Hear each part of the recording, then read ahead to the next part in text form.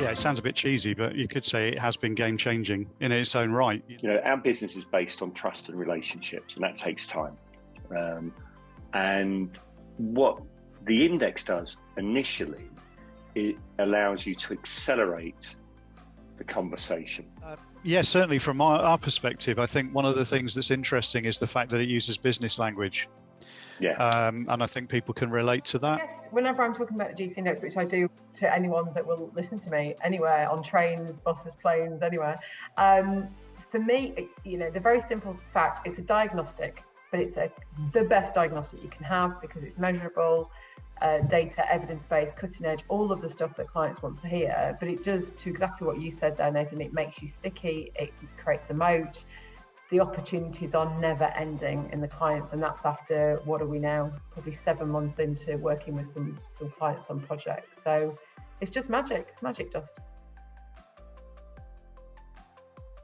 That was an interesting one. So it was one of the largest pension funds, private pension funds in the UK, and during lockdown, they asked us to help them with teaching people how to be remote leaders. How do we lead remote teams?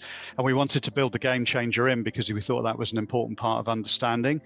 They were really reluctant to do that in the first instance. They just saw it as another psychometric, another one of those, and we've done loads. But in the end, they trusted us and we went for it. And we had about 40 people on that first program. Now, 2.5 years down the line, everyone in the business has been through the game changer.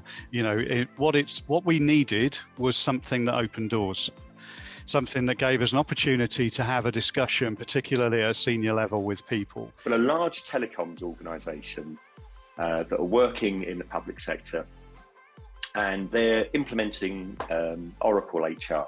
If you're not game ready for massive technological changes, if you don't have people ready to adopt new ways of working, you spend millions of pounds on the tin and the shiny technological things, but you don't invest in the people.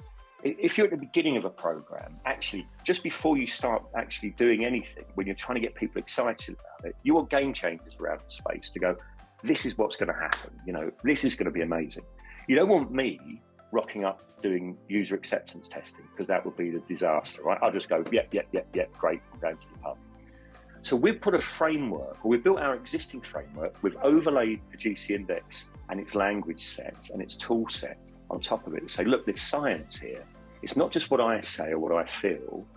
Here's my experience. And that's what, when you get into the GCI, it talks about the impact being your experience as well as your proclivities, right?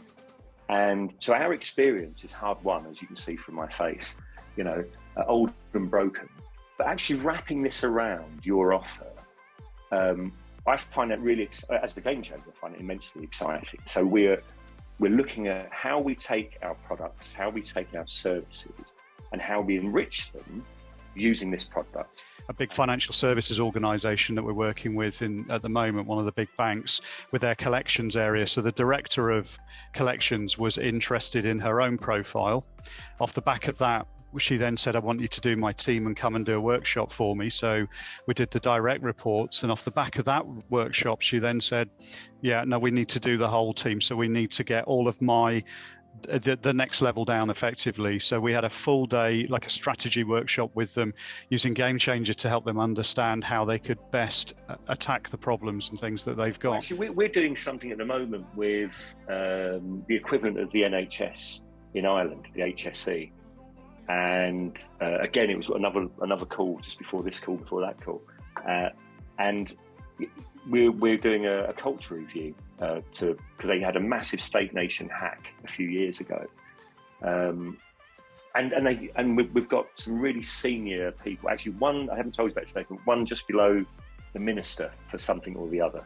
I don't know who they are. So at that level, it could be at a state level that people are interested in how this could help them.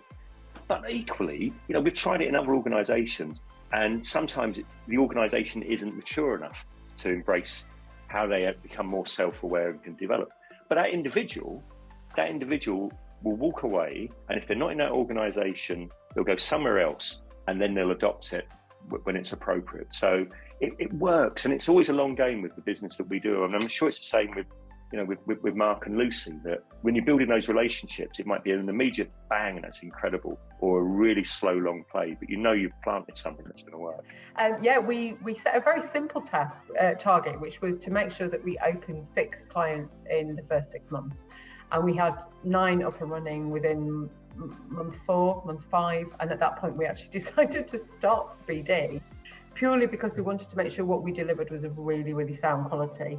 And all the stuff that I sold to my clients that I've worked with for 20 years was on lots of great promises of anticipation of what the GC Index could do.